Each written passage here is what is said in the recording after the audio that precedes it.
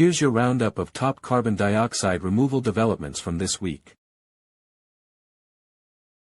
Climeworks entered into a 9-year agreement worth $2.4 million with LEGO Group, a leading toymaker, to permanently remove CO2 from the air on its behalf.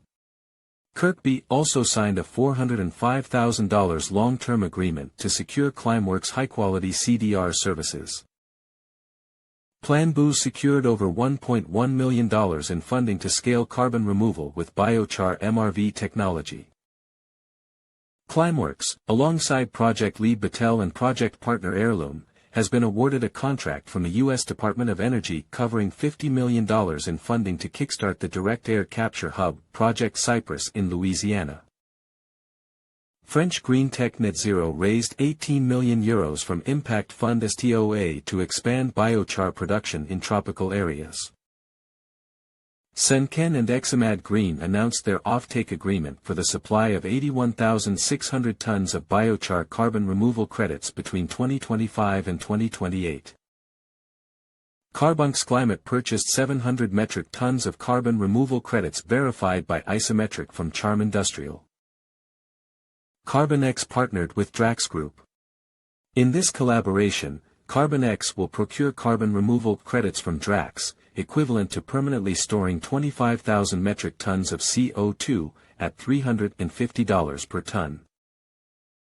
Acre Carbon Capture and CO2 form strategic alliance to develop carbon removal projects in the pulp and paper industry. Avnos and Deep Sky forge path to gigaton-scale carbon removal in Canada. Avnos will deploy hybrid direct air capture unit to capture 450 tons of CO2. 𝐖𝐞𝐞𝐤𝐥𝐲 received its permit from the Land and Environment Court to build one of Europe's first large-scale facilities for BCCS. When the facility is up and running, it will capture 800,000 tons of CO2 per year. 𝐷𝐷𝐸𝐿, a new player in the field of direct air capture, has officially announced its launch. This company aims to extract CO2 from the air using high-quality solid material zeolites.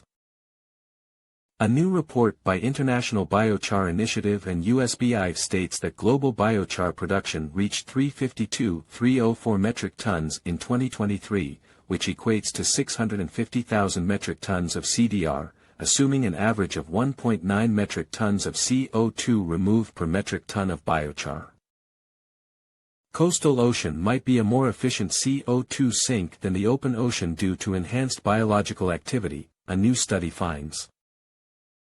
Carbon removals as the second pillar of climate protection will be very costly in the second half of the century. Estimates range from 0.3% to 3% of global economic output, a recent research finds.